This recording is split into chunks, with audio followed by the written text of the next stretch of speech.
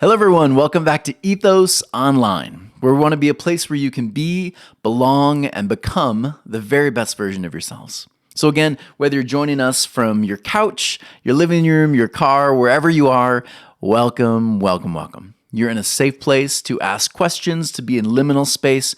You're safe. So, again, welcome. We put this video out every single week, so please consider donating to ethos.church/.org/donate. And always subscribe below. So to subscribe, hit the little bell, and let's continue on together in this journey. So we have been moving through this discussion over the birth narrative. And it's been really interesting to hear some of the comments and the discussions, especially at our Ethos living room sessions. I think a lot of people now, because we've been doing so much questioning, because we've been looking at the stories a little deeper, a lot of things begin to surface.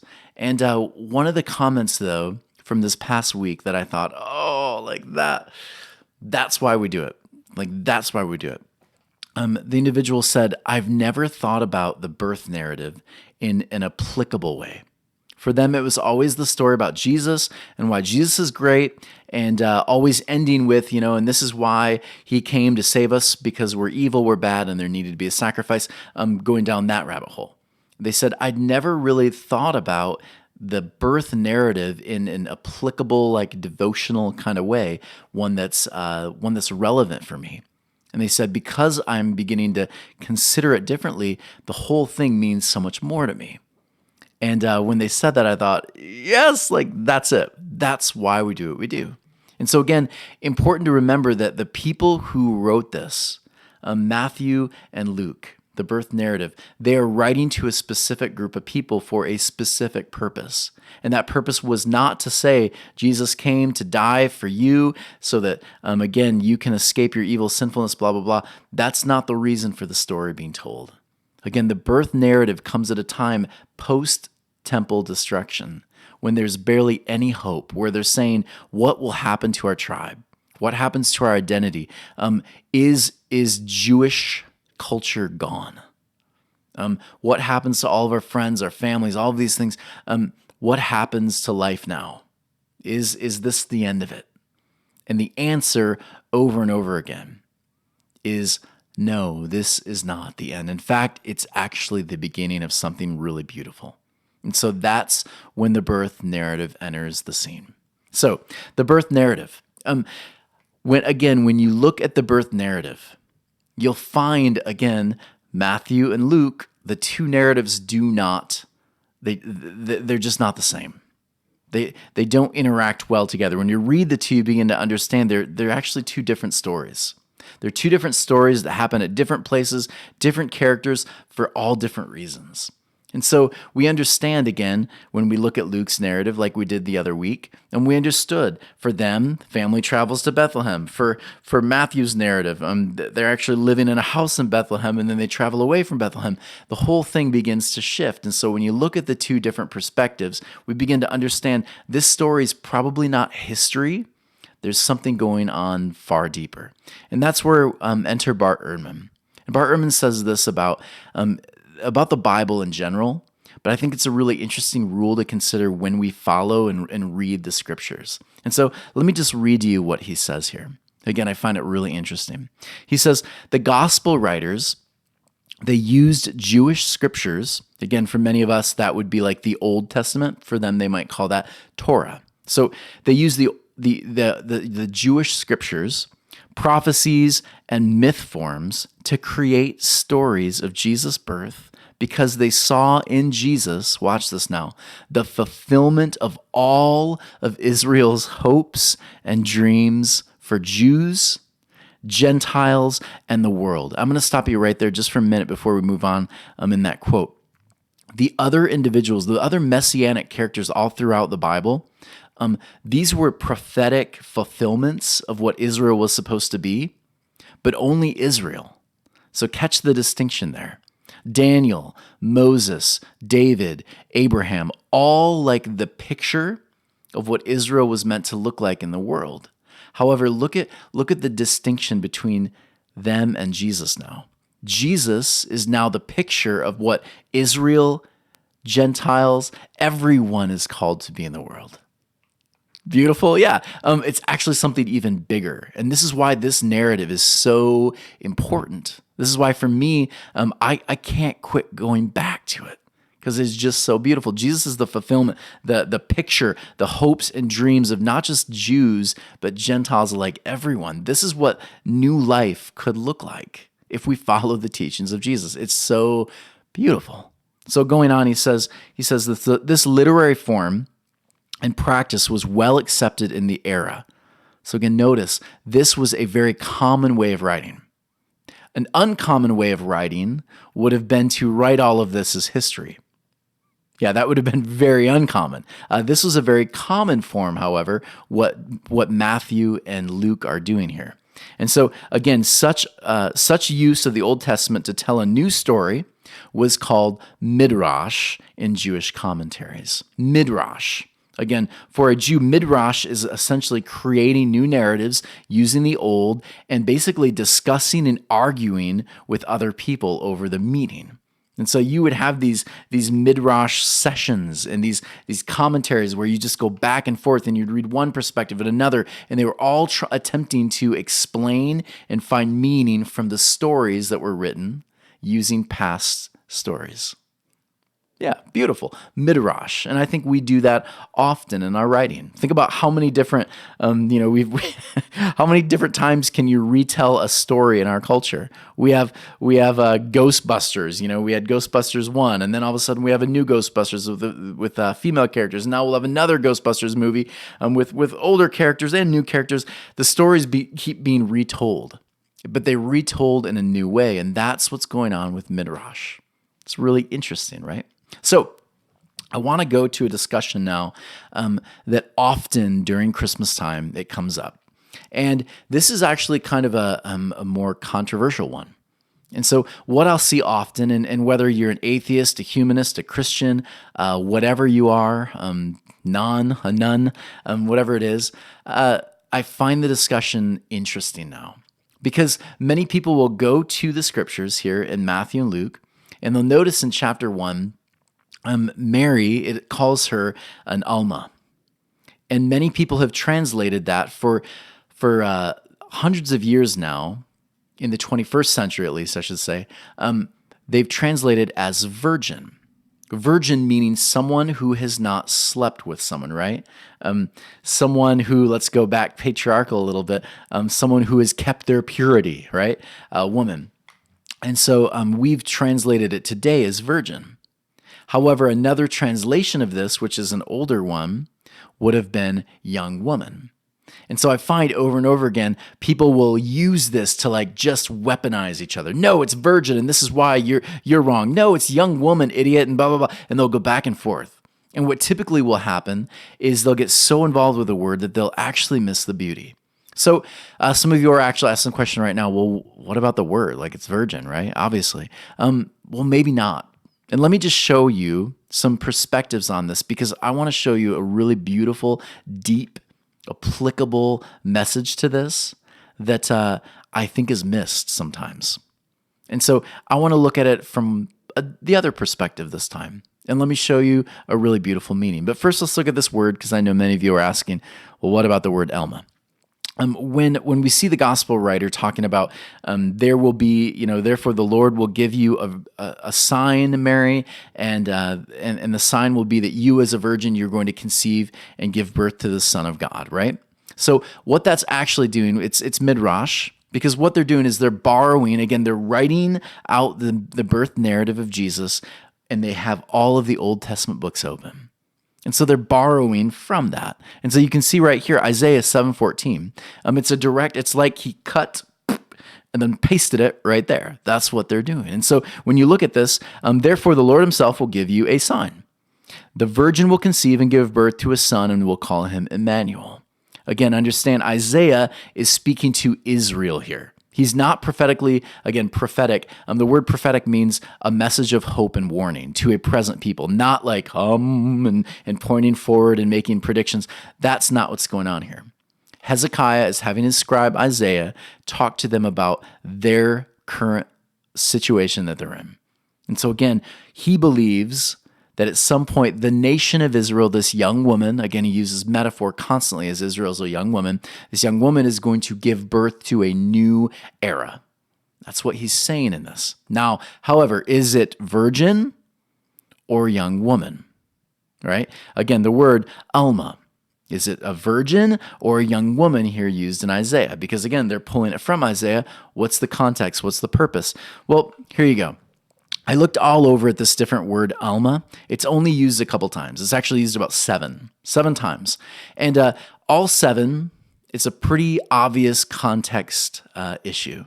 And so when you look at the context, you'll understand the word means this word within the context. So let me just take you to Proverbs. Again, Proverbs meaning it's like this, right? So it's packed with simile, metaphor. You begin taking Proverbs literally, it gets a little weird, right? Proverbs is filled with simile, metaphor, all of these allusions. It's really interesting and beautiful. So in Proverbs, some people will say Solomon wrote it, others just some other Hebraic guy. Either way, there's wisdom here.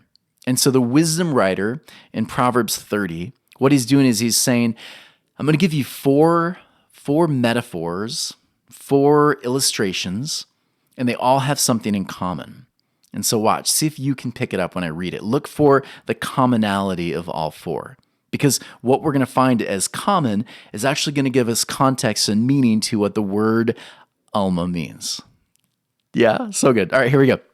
There are 3 things that are too amazing for me, 4 that I do not understand. So here we go. I don't understand. Here we go. The way of an eagle in the sky, right? Other translations may say the path that the eagle takes. Another is the way of a snake on a rock. So again, imagine a snake slithering on a rock. After it slithered, what do you see?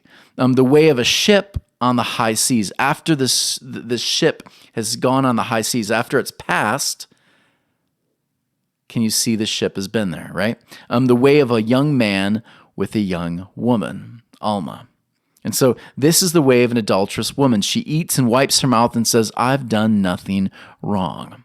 So if you look at all 4 of these perspectives here, and again, you look at the context of Proverbs 30, what he's saying is all 4 of these, they leave no trace. They leave no trail behind them. Again, with a boat, the wakes come together, and after a minute, it's just back to normal sea. Again, a snake, right, is not going to leave a trail. All of these elements, they leave no trace. And then, of course, with the woman here, if it was talking about a virgin, right, and again, in that culture, very patriarchal, a woman who was a virgin, who had just experienced intercourse, again, she would have bled. And again, for them, that's the sign they look for that she was considered pure. Again, I know you're rolling your eyes, very patriarchal culture, but that's what they lived. That was their reality. Now, however, this was not talking about a virgin because this woman would have left no trace. Do you see it? If the writers had been talking about a woman who was considered pure, unadulterated, a virgin, right? They would have used a different word. They would have actually used the word betula. That word would have meant virgin, sexually pure. And so if Matthew and Luke had actually been, the argument many people will say, is if Matthew and Luke had actually been trying to tell you that the woman was a virgin, someone who was sexually pure, who hadn't defiled herself, blah, blah, blah, then the word would have been obviously betula. But it wasn't, it was Alma. And so that's what's brought into question. And that's why many people are saying, wait a second. Now, again, if the Bible has to be historical, right, these details are all 100% accurate and true historically, then this could really throw you off, right? This whole thing could really throw off a lot of things for you if that dogma is more important than meaning and context. But for most of us listening, context is pretty important, I think. Especially if you're listening to anything I've said. Context, the history, the words, that's where the beauty is. And so some of you might be asking right now, well, where did we get the idea then? Where did we get this big push that Mary must have been a virgin, someone who had not had sex before, that God had somehow come down and impregnated her, right? Well, here's what we have. If you do a little digging into Roman culture, you'll begin to understand what happens. When Christianity kind of becomes hostage to Rome, Constantine and everyone, they begin to essentially take the beauty of Christianity, right? The beauty of, and again, it's not Christianity yet, it would have been the Christ movement, which was very Jewish. They took that and they adopted it into their own culture. They kind of consumed it. Now, what Rome often would do with other cultures is they'd take it, but they would kind of add their own flavor to it and also leave other things out. And so when this takes place, what you have is like the day of worship was moved from a Saturday, right? There's Shabbat, to a Sunday. What you'd have seen at that time was festivals, feast days. They removed those and then they added their own into Easter, Astor, and different cultural things they would do there. They basically would take, subtract, add whatever. They would do all of this. This is what's going on. And so even how they began to view the divine shifted. And so what takes place is when you even look at like emperors, almost every single emperor came from, watch this now, a virgin birth. Now, when I say virgin, I mean Betula, virgin, because this is what they believed. They believed that their gods intimately interacted with their people. And when I say intimately, I mean the female goddesses would come down and have sex with the males and the females. And then some of the males would come down and have sex, intercourse with the females. And what would take place, of course, was a baby would be born. And this baby they would call demigods. And so, of course, your emperor was a god on earth, a demigod. And so all of the virgin birth stories, this was not an uncommon idea in Rome. And so if your God is going to be the God, right, in Rome, if Jesus is God, then of course it's going to be Jesus was a demigod, or Jesus was God. And how would Jesus have been God? All of this begins to filter in, and this is where we end up where we are, right? So again, that's going to pose lots of other questions. Email me, tonywerfel@gmail.com. It'll be a lot of fun to discuss that one. But this is where we get it from, right? This is where the deep history of it comes from. Whether you like it or not, do your own research. And I think what you'll find is you'll have a lot more questions. But all of that, if you only come away with that, I think we've missed it. If we've only come away with all of these discussions on that, I think we miss the beauty of what's really going on here. So again, remember the context. These people lost their homes, their families, and their worship space. They've lost their identity. They're in the middle of all of this conflict and chaos. And much of it has been, it's been brought on by themselves. They didn't listen to the wisdom voices of the past. They went right back to violence. They fought against Rome in really ugly ways, and it came back and bit them in the booty. And again, this is me kind of summarizing it in my own way. But it came back. And they're saying, where's our hope? And that's where the story of Mary is so beautiful. Especially if you follow this other line of thinking, which is probably new to many of you. I want you to think about this now. If the word was young woman, and again, choose whatever you want, right? You can still find this meaning if she was virgin or not, but I want you to think about the implications of if it was young woman. Think about this. Mary is a woman now who all the expectations of Israel would have been put on. If she was truly part of the lineage of David, she would have been royalty. And also consider this, if Joseph was part of the lineage of David, he also would have been considered royalty. Think about this, when the two royal families come together, you have a party. And there's all these huge expectations put on them. And that's why when you walk down the aisles of a grocery store and you look at the magazines, we still put so much energy into the royal family there in England, right? So much energy. Because there's certain expectations we have of them. Now think about this. Whenever there is conflict or drama with the royal family, it blows up, doesn't it? Yeah, of course it does. If there's conflict with our president, whatever it is, it blows up because there are expectations you have on them. So go back, first century, you have these two royal individuals coming together. They're going to get married. And what do you find? There's conflict. There's drama because Mary is prego. Mary's pregnant, and she's not married. Think about that. In that culture, in that time period, she would have been stoned to death. Her parents would have had to pay off Joseph, essentially. It would have been scandalous. This would have been breaking news all over the empire. This would have been huge. Now think about this. All of the pain and the brokenness and the chaos that would have come because of this, her being pregnant out of wedlock. It would have come at a really terrible price to her and Joseph and their families. Think about Israel now. Israel sees themselves in Mary. All this potential. Israel is supposed to be this light to the world. It's supposed to be the place where life happens. And yet, here's Israel completely humbled, broken, devastated, in the middle of all of this chaos. Now here's the question. How do they see their God viewing them? How do they see themselves? In the middle of brokenness, in the middle of chaos, in the middle of mistakes, right? When there seems like there's no hope, what's the message? What's the message? And again, this is how the first century people are reading this story. Very different than us. Here's the message, Luke 1:30. And I think it is so beautiful. And again, I have missed this my entire life. I missed it. But here it is.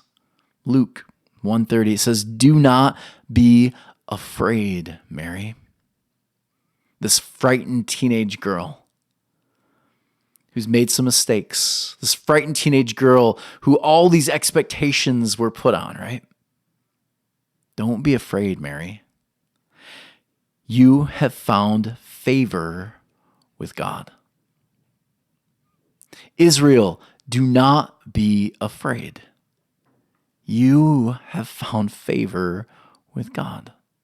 Essentially, think about this. Israel, you've lost everything as a nation. Israel, you feel like your identity is completely gone now that the temple's gone. But here's the thing, Israel. Your story, it's not over. Mary, your story is not over. In fact, a new era, a new you is about to be birthed. When I think about that message, what if when you were young, instead of the cutesy nativity scenes and the Christmas songs and all of that, which are all great, by the way, but what if deep within all of that, the adults around you and the communities around you shared this message with you? You have found favor with God. You are bigger than your worst mistakes. There is hope around the corner. You're about to give new birth. There is a new life just waiting just around the corner. And I know it seems really painful and dark right now in the middle of this winter you're experiencing, but spring is about to give birth. What if Christmas, what if the meaning of Christmas was told in that way? I think if it was, I think we would walk away from this season different. I think we'd experience this season in a very different way. I don't think we'd be rushing off to Best Buy like we do. I think we'd be contemplating life and the new year very differently. And so as you walk into this new year, I want to send you love. I want to send you good vibes, but I also want to send you off with this thought. Your story is not over. Your story is not over. It's actually, there's some new life experiences just around the corner. They're dying to give birth. Dying to give birth. Because that's what happens sometimes. There's a pain, there's brokenness, there's death before there's new life. And so before you walk into this new era, this new year, 2020, I want to remind you, you're bigger than your worst mistakes. That there's life just around the corner waiting to give birth. I hope you enjoyed this. I hope this has given you at least some new perspective on this beautiful story. And I hope that it can help continue helping you be a better and better you. Everyone, I love you. And as always, I want to just remind you, we basically were able to do all of this because of your donations. And so at the end of this year, we are asking you, not begging, but we're asking strongly that you please consider giving to ethos-church .org/donate. Please consider giving. Look at the slide right there. It's very easy to do. So give what you can here at the year end. Give what you can. And then we also want to invite you to our living room sessions. Every first and third of the month, we do this. We come together online and we share different ideas together as a community. You get people from Florida, Arizona, Texas, Washington, all over. And so we'd love to have you join us there. And please subscribe. Hit that little button, that little bell, and be a part of this thing. We love you all. Thank you so much for joining us. Merry Christmas, Happy New Year, and we'll see you next year. Bye.